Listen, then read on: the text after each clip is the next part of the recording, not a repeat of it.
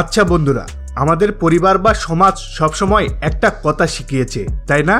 যে ধার দেনা করা খুব খারাপ, ঋণের বোঝা মাথায় নিও না। আমরাও সেটাই বিশ্বাস করি, কিন্তু একবার ভাবুন তো, বড় বড় ব্যবসায়ীরা কেন কোটি কোটি টাকা ব্যাংকে লেনদেন করে?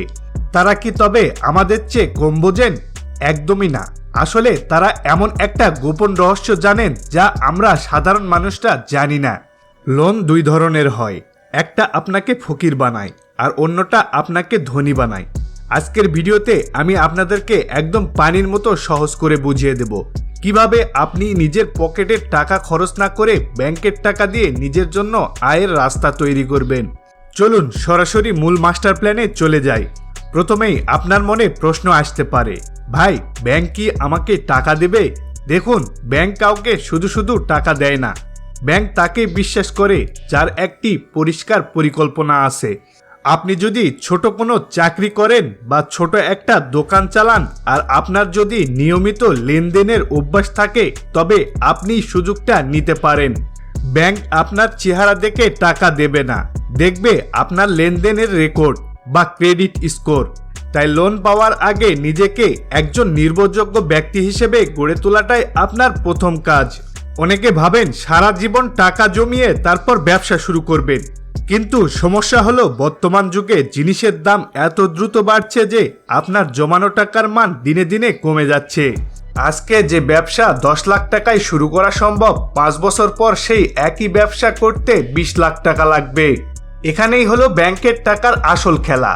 আপনি যদি আজ ব্যাংক থেকে লোন নিয়ে কাজটা শুরু করেন, তবে জিনিসের দাম বাড়ার আগে আপনি আপনার সম্পদ তৈরি করে ফেলেছেন।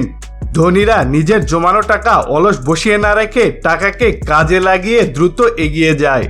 এবারে আসা যাক কোথায় এবং কখন বিনিয়োগ করবেন। ব্যাংকের টাকা হাতে পাওয়ার পর সবচেয়ে বড় ভুল হলো সেটা দিয়ে দামি মোবাইল, বাইক কিংবা ঘড়ি কেনা। এগুলো আপনাকে ঋণের জালে ফাঁসিয়ে দেবে। আপনাকে বিনিয়োগ করতে হবে এমন জায়গায় যা আপনার পকেটে প্রতি মাসে টাকা ফিরিয়ে দেবে।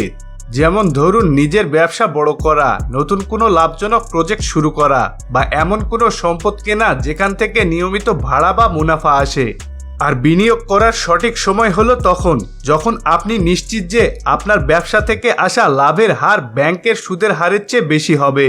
এবারে জানা যাক কাজটা কিভাবে করবেন। ধরুন, আপনি ব্যাংক থেকে 9% সুদে কিছু টাকা লোন নিলেন। এই টাকা দিয়ে আপনি এমন একটা কাজ শুরু করলেন যেখান থেকে বছরে 15% লাভ আসছে। তাহলে কি দাঁড়ালো? ব্যাংকের সুদের টাকা মিটিয়ে দেওয়ার পরেও আপনার হাতে 6% নিট লাভ থাকছে।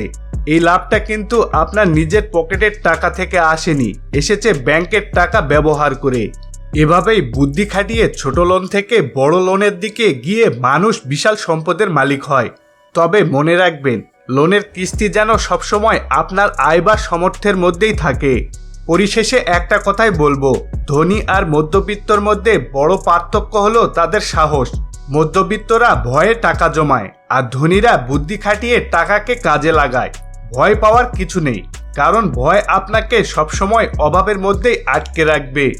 আজ থেকে ব্যাংকিং সিস্টেম সম্পর্কে একটু পড়াশোনা শুরু করুন, নিজের লেনদেন ঠিক রাখুন এবং ছোট ছোট পদক্ষেপ নিন। মনে রাখবেন, ব্যাংকের টাকা একটি চাবিকাঠির মতো।